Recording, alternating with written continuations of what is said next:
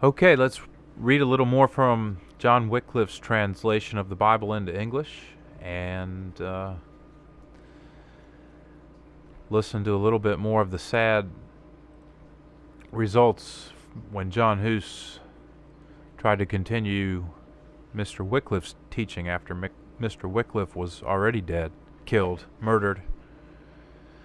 Let's read verses 16 through 19, chapter 8 of Exodus. And the Lord said to Moses, Speak thou to Aaron, hold forth thy yard, and smite the dust of earth, and little flies, either gnats, be in all the land of Egypt. And they didn't so, and Aaron held forth the hand, and held the yard, and smote the dust of earth, and gnats were made in men, and in work beasts. All the dust of earth was turned into gnats by all the land of Egypt. And witches did in like manner by her enchantments, that they should bring forth gnats, and they might not, and gnats were all well in men as in work beasts. And the witches said unto Pharaoh, This is the finger of God. And the heart of Pharaoh was made hard, and he heard not them, as the Lord commanded. And now King James. And the Lord said unto Moses, Say unto Aaron, Stretch out thy rod, and smite the dust of the land, that it may become lice throughout all the land of Egypt. And they did so, for Aaron stretched out his hand with his rod, and smote the dust of the earth, and it became lice in man and in beast.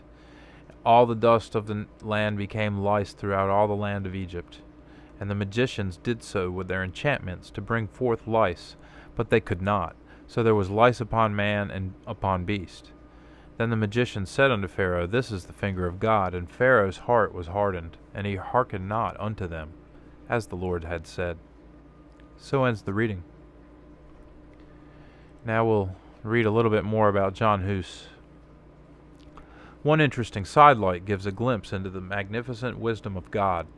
When Hus was sentenced to death, he appealed to the Emperor of Sigismund, who was present, to rescue him, reminding Sigismund of his promise of a safe conduct. While Sigismund did not have the courage to keep his promise, he did have the grace to blush a fiery red at Hus's rebuke. All this would not mean so much in itself.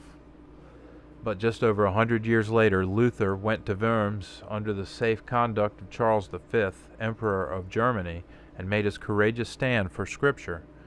Then, too, the Roman Catholic Church wanted Luther killed, but Charles insisted that the safe conduct be enforced.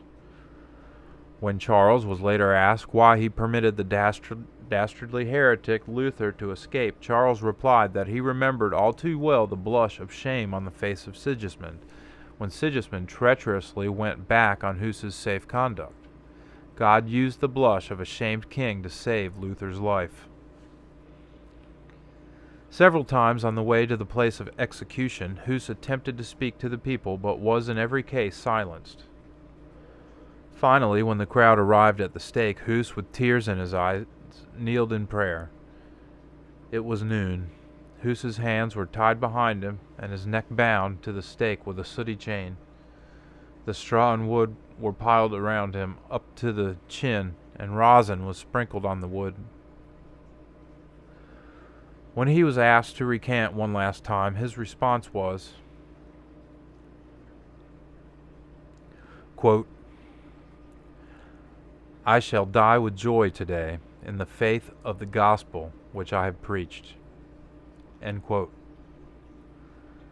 As the flames arose around him, he sang twice, quote, Christ, thou Son of the living God, have mercy upon me. End quote. Praying and singing until the smoke began to choke him. He died a faithful martyr of Jesus Christ. To remove all possible opportunities for his relics to be preserved, his clothing were thrown into the fire, and all the ashes were gathered and thrown into the Rhine River. So died this faithful man of God, sealing his testimony with his blood.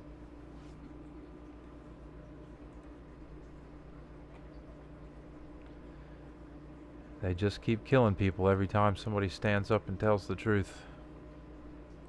We need to go to the Father in the name and blood of His Son, ask for forgiveness, restoration to His likeness, read the King James Version of the Bible enthusiastically, often, and with prayer. And God will reveal to you what we need to know to be ready. But I don't think it'll be brought out. Tables of stone and video. Okay.